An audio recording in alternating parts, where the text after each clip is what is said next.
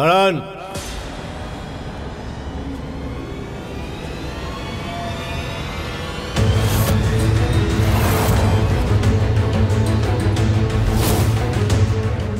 মনে হচ্ছে ও কেসটা ফেরত নিয়ে নিয়েছে। ইন্সপেক্টর বাবু নিশ্চয়ই সেটাই বলতে এসেছেন। পুলিশ এখানে কি করছে? আশ্চর্য হওয়ার কোনো প্রয়োজন নেই। আমার তো মনে হচ্ছে যে ওই মেয়েটা নিশ্চয়ই বুঝতে পেরেছে যে ওর কেসের কোনো মূল্য নেই, আর ওনারা সেটা বুঝতে পেরেছেন। নিশ্চয়ই ও কেস ফেরত নিতে চাইছে, তাই তো? এটাই নিশ্চয়ই আপনারা বলতে এসেছেন। আগে না, আমরা কিছু বলার জন্য নয়, বরং এটা জানতে এসেছি যে আপনি গতকাল টাকা ভর্তি ব্যাগ নিয়ে দিব্যা দেবীর বাড়িতে কেন গিয়েছিলেন।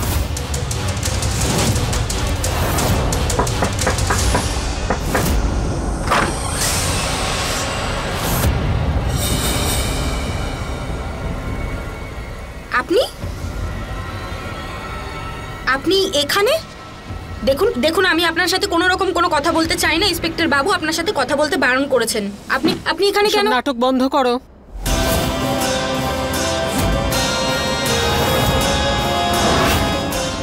আমি খুব ভালো মতো জানি তুমি এসব কেন করছো।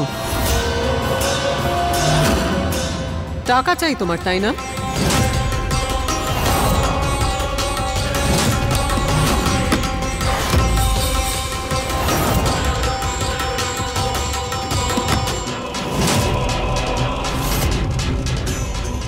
এখানে 50 লাখ টাকা আছে। এত টাকা তো সারা জীবনে কখনো দেখেছো বলে মনে হয় না।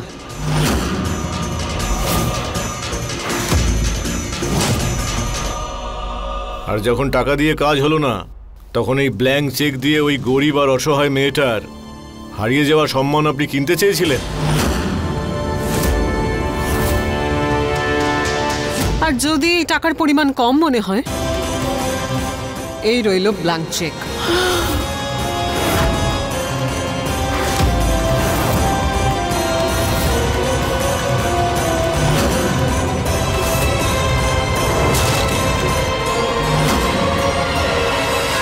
কিন্তু এর পরিবর্তে আবিরের নামে যে অভিযোগ এনেছো সেগুলো ফেরত নিতে হবে।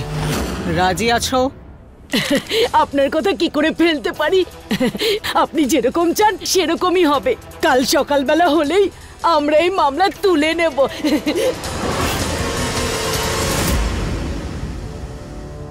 করুণা বৌমা, এসব কি? তুমি গিয়েছিলে ওখানে? হ্যাঁ গেছিলাম দিব্যার সঙ্গে দেখা করতে। আর কেন যাব না বাবা? আমি খুব ভালো মতো জানি ওই মেয়েটা মিথ্যেবাদী আর নাটক করেছে। আমার ছেলেটাকে ফাঁসানোর চেষ্টা করেছে ও। আর মেয়েটাও জানি ও ভীষণ লোভী। সেই কারণেই ওর বাড়িতে গিয়েছিলাম ওর মুখের ওপরে টাকাগুলো ছুঁড়ে আসতে। আর ও মেনেও নিয়েছিল। আমি বুঝতে পারছি না আপনি কেন এসেছেন তাহলে। যদি মেয়েটা লোভী হতো তাহলে 50 লাখ টাকা ভর্তি ব্যাগ আর এই ব্ল্যাঙ্ক চেকটা নিয়ে আমাদের কাছে ফিরে আসতো না। আপনার কি মনে হয়েছিল ও নিজের সম্মানের থেকে বেশি টাকাকে ভালোবাসে? না, আপনি ওকে কিনতে চেয়েছিলেন। কেন? কারণ আপনি জানেন যে আপনার ছেলে অপরাধী। আমাদের কাছে অর্ডার আছে আপনার ছেলেকে অ্যারেস্ট করার।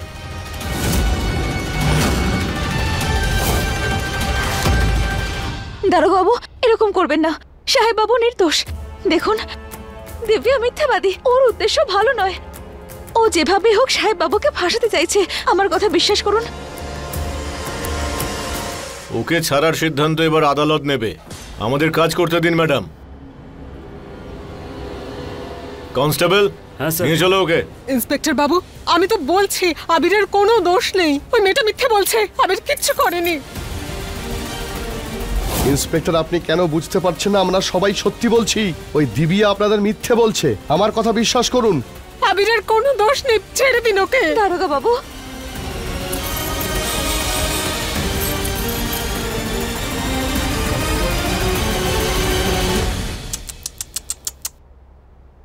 মা, তুমি তো এই অশিক্ষিত মেয়েটার থেকেও বেশি বোকা দেখছি।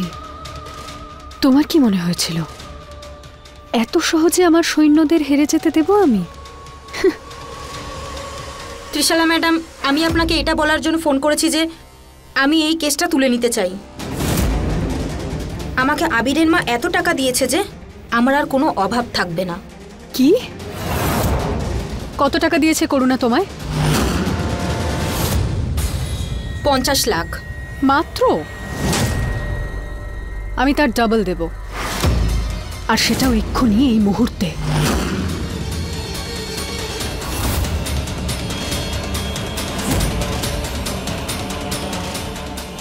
সম্মান, প্রতিপত্তি নিয়ে তোমার এত গর্ব ছিল আবির, সব মাটিতে মিশে গেল।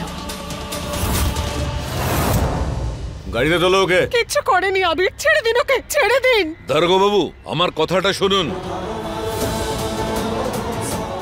আমায় ক্ষমা করে দিন সাহেব বাবু, আপনার এই অবস্থার জন্য দায়ী একমাত্র আমি। না আমি দিব্যাকে আপনার কাছে পাঠাতাম, আর না এসব কিছু হতো। তুমি কেঁদো না বিধি, এতে তোমার কোনো দোষ নেই। তুমি আমার জন্য অনেক চেষ্টা করেছো।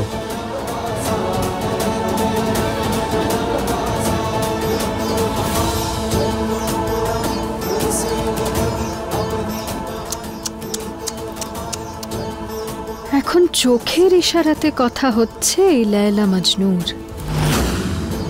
শেষ বিদায় জানিয়ে দাও, কারণ লায়লা মজনুর মতোই আমি তোমাদের কখনোই এক হতে দেব না।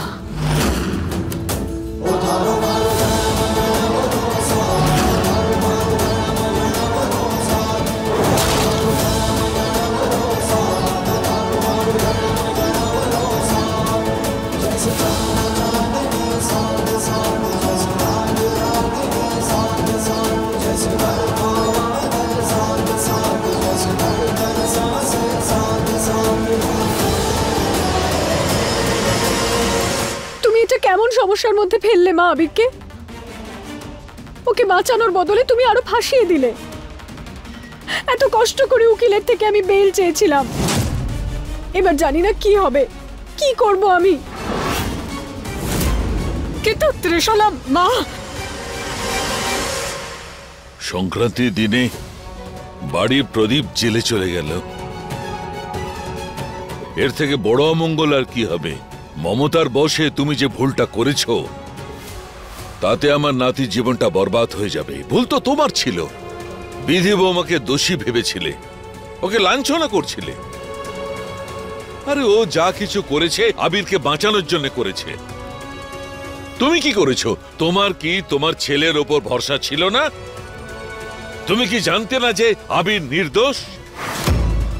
তুমি টাকা নিয়ে কেন গিয়েছিলে ওখানে? নিজের ছেলেকে সাহায্য করতে গিয়েছিলাম আমি বাবা। কালকে কুমারী বলছিল যে আমরা কেউ কিচ্ছু করছি না, কেউ সাহায্য করছি না আবিরকে।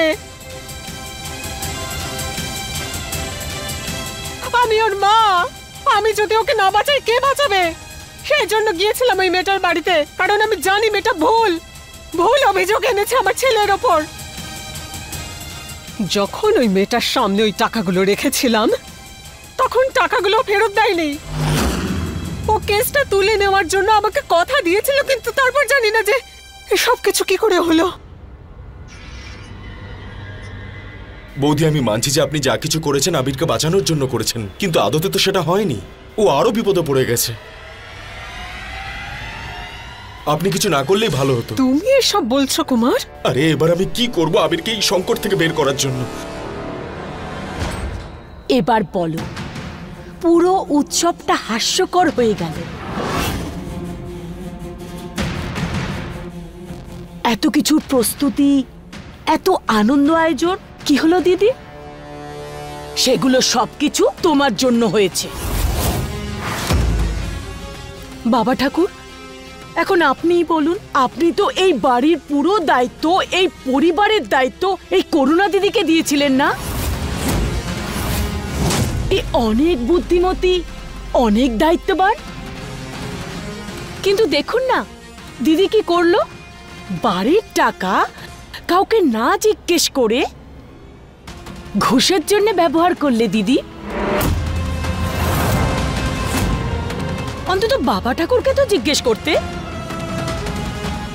বাবা ঠাকুর, আপনি নিজেই ভাবুন, এই সংসারের দায়িত্ব, এই পরিবারের দায়িত্ব করুণা দিদি সামলানোর যোগ্য? হ্যাঁ, আমার আমার তো মনে হয় না। যদি আমি ভুল হই তাহলে তুমিও ঠিক নাও। সুনয়না বৌমা ঠিকই বলছে, ভুলটা আমারই ছিল। সিন্ধুকের চাবি তোমাকে দিয়ে আমি ঠিক কাজ করিনি। বাবা, বাড়ির লক্ষ্মীর সম্মান তুমি ঠিক রাখতে পারোনি, আর তার ব্যবহার তুমি ভুল কাজের জন্য করেছো। একদম। তোমার ওই চাবি রাখবার কোনো অধিকার নেই। চাবিটা দাও। বাবা, এটা ব্যাস, বাবা ঠাকুর যা বলেছে সেটাই শেষ কথা। দাও চাবি।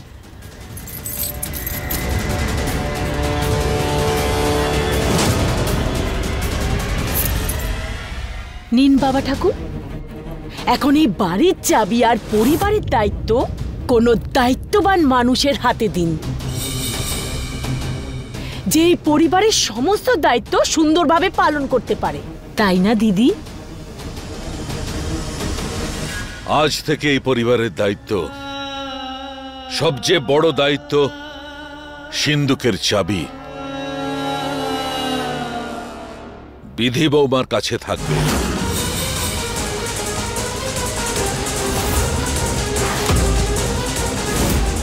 নাও বিধি বৌমা। না ঠাকুরদা মশাই, এটা অন্যায় হবে।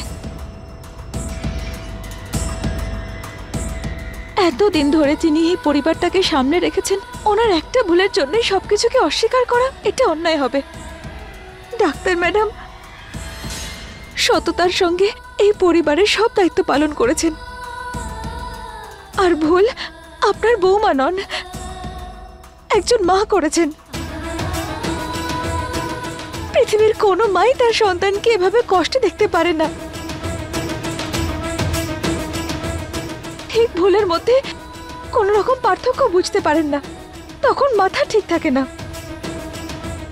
ঠাকুরদা মশাই, আমার কথা বিশ্বাস করুন, যদি ওনার জায়গায় আপনি বা আমি হতাম না, তাহলে আমিও তাই করতাম। ওনার কাছে একটাই উপায় ছিল, টাকা দিয়ে সাহেব বাবুকে বাঁচানো। উনি তাই করেছেন। কিন্তু দেখুন না, যে মুখ গর্বে উজ্জ্বল হয়ে থাকতো, আজ সেই মুখে কেবল প্রায়শ্চিত্তের গ্লানি রয়েছে। আপনি এটা করবেন না। এই চাবির আসল দাবিদার ডাক্তার ম্যাডাম। তাহলে ঠাকুরদা মশাই, আমি কি করে নিতে পারি? আমি এত বড় গুরু দায়িত্ব পালন করতে পারবো না। বিধি বৌমা, তুমি এই বাড়ির বড় বউ, তোমাকে এই দায়িত্ব নিতেই হবে। আমি তোমাকে জিজ্ঞেস করছি না, আমি বলছি আজ থেকে এই দায়িত্ব তুমিই পালন করবে।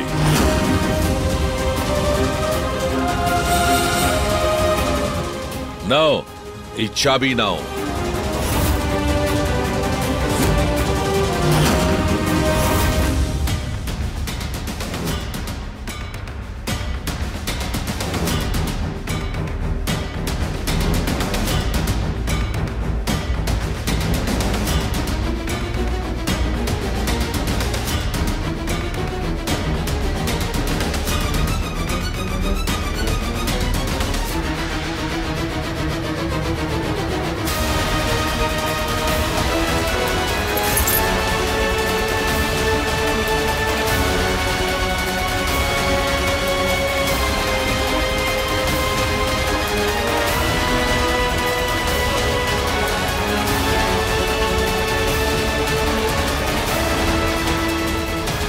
করুণা বৌমা, আবিরকে এই ঝামেলায় তুমিই জড়িয়েছ, আর উদ্ধার করবেও তুমি। আমি বিশ্বাস করি অন্তত এই দায়িত্বটা তুমি অবশ্যই পালন করবে।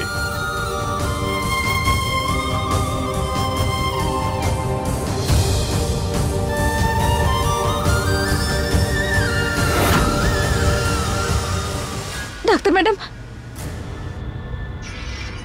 আমিও যাচ্ছি আপনার সঙ্গে। এই পরিবারের বাকি লোকজনের মতো আমি তোমার ফাঁদে পা দিইনি। আর আমাকে এতটাও বোকা ভেবো না যে তোমার চাল আমি বুঝিনি। আজকে যেখানে আমার ছেলে দাঁড়িয়ে আছে তার জন্য শুধু তুমি দায়ী। আজ এই পুরো পরিবারের সামনে যেভাবে আমাকে অপমানিত হতে হলো তার কারণও শুধু তুমি, বিধি। না, আমি খুব ভালো মতো জানি যে তুমি আর তোমার বন্ধু মিলে ওই ষড়যন্ত্র করেছো আর বদনাম হতে হলো আমাকে। কিন্তু আমার নাম করুণা। আজ পর্যন্ত যা করেছি নিজের যোগ্যতায় করেছি। তোমার মতো মেয়েদের কোনো প্রয়োজন নেই আমার। আবিরকে ছাড়ানোর দায়িত্ব এখন আমার, আর সেই কাজটা আমি একলাই করতে পারবো। আমি একাই যাব।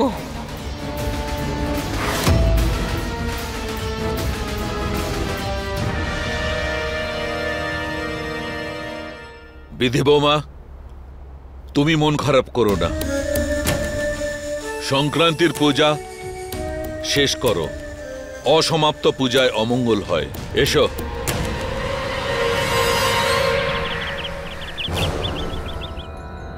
আবির, আবির। আরে ম্যাডাম, আপনি ওদিকে কোথায় যাচ্ছেন? ইন্সপেক্টর বাবু, আমি বাড়িতেও আপনাকে বলেছিলাম আর আরো একবার বলছি, যা কিছু হয়েছে তাতে আমার ছেলেটার কোনো দোষ নেই। কিচ্ছু করেনি আবির, ও নির্দোষ। আমার কথাটা শুনুন ইন্সপেক্টর বাবু। দিব্যার কাছে যাওয়াটা আমার সিদ্ধান্ত ছিল। ওকে টাকাটা আমিই দিয়েছিলাম। যদি আসল দোষী কেউ হয় তাহলে সেটা আমি। আপনি কাউকে গ্রেফতার করতে চাইছেন তাই না?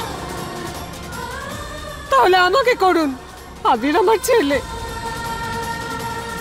দেখুন, এটা হলো পুলিশ স্টেশন, এখানে নাটক করবেন না। নাটক আমি করছি না, আপনারা করছেন নাটক। আমাদের পরিবারের মান সম্মান নিয়ে আপনারা নাটক করছেন, আর আমি সেটা হতে দেব না। আবির,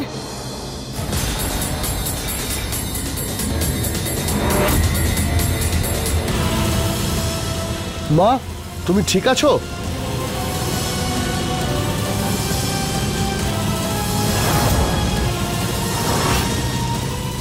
মা, তুমি ঠিক আছো তো? দেখো ইন্সপেক্টর, আমাকে বাইরে বেরোতে দিন প্লিজ। মা, সামলাও তুমি নিজেকে। আরে তোমার শরীরের যখন এই অবস্থা, তুমি এখানে কেন এসেছো বলো? আমি আছি তো সবকিছু সামলানোর জন্য। মা, তুমি একটা কাজ করো, তুমি সাবধানে আমার গাড়িতে গিয়ে বসো। হ্যাঁ, আমি তোমাকে বাড়িতে নিয়ে যাচ্ছি। শুনুন না, ওনাকে একটু আমার গাড়িতে নিয়ে যান প্লিজ। মা, তুমি নিজের খেয়াল রেখো। আমি আবিরকে ছেড়ে কোথাও যাব না। আবির, আবির। ও মাই গড আবির, আমি তো বুঝতেই পারছি না ভগবান কেন আমাকে এমন দিন দেখালো। কিন্তু তুমি চিন্তা করো না, আমি আছি তো। তোমার ত্রিশালা এখানে আছে, সবকিছু সামলে নেবে, পরিবারের সবাইকেও আর এই কেসটাকেও। আমি তো বুঝতেই পারছি না এই বিধি কোন জন্মের প্রতিশোধ নিচ্ছে তোমার থেকে। এমন গভীর পাকে ফেসে গেছো তুমি যে আমিও তোমাকে এখান থেকে বের করতে পারছি না। আবির, ত্রিশালা, তুমি বারবার বিধিকে কেন টানছো? ও কিছুই করেনি। আবির, তোমাকে প্রত্যেকবার আমি এটাই বোঝাই যে তুমি খুব সরল, তুমি মানুষ চিনতে পারো না আবির। কিন্তু আমি জানি যে বিধি কতটা চালাক। আরে ও দু একবার তোমার জীবন বাঁচিয়েছে বলে তোমার চোখের সামনে তো একটা পর্দা পড়ে গেছে। কিন্তু আমি অন্ধ নই আবির, আমি সব দেখতে পাই। এই বিধি বাড়ির বৌমা সেজে বাড়ির ওপর অধিকার নিতে চায়। তাই তো এই দিব্যাকে নিয়ে এসেছো এখানে। আর দেখো, ওর জন্যই তুমি এখন এই জেলের গণ্ডির পেছনে। দেখো ত্রিশালা, তুমি যা বলছো তা সঠিক নয়। বিধি এরকম মেয়েই নয়। কিচ্ছু জানো না তুমি আবির। এত উল্টোপাল্টা বুঝিয়েছো দাদুকে মায়ের বিরুদ্ধে, যে আজকে বাড়ির সিন্দুকের চাবি মায়ের বদলে বিধির কাছে।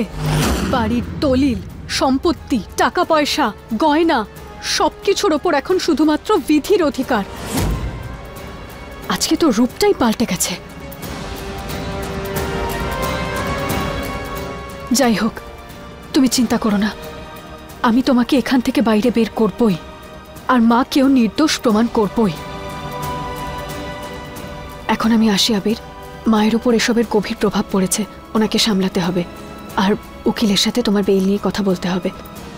আমি তাড়াতাড়ি ফিরে আসব, তুমি নিজের খেয়াল রেখো। এইবার জেলে থাকার অভ্যাস করেই নাও আবির, কারণ সারা জীবন তোমাকে এখানেই থাকতে হবে যে।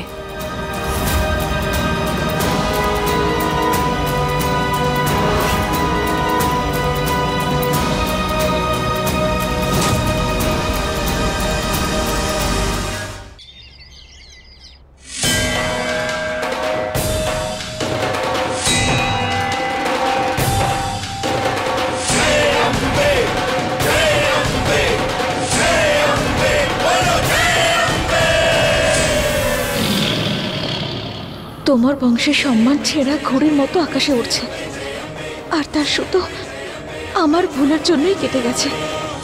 আমি পণ করছি 24 ঘন্টার মধ্যে সাহেব বাবুর নির্দোষ হওয়ার প্রমাণ জোগাড় করেই ছাড়ব। এই ছেঁড়া সুতোটা আমি জুড়ে দেব, আর তোমার বংশের সম্মান আবার ফিরিয়ে আনবো আমি। জয় মা জগদম্বা।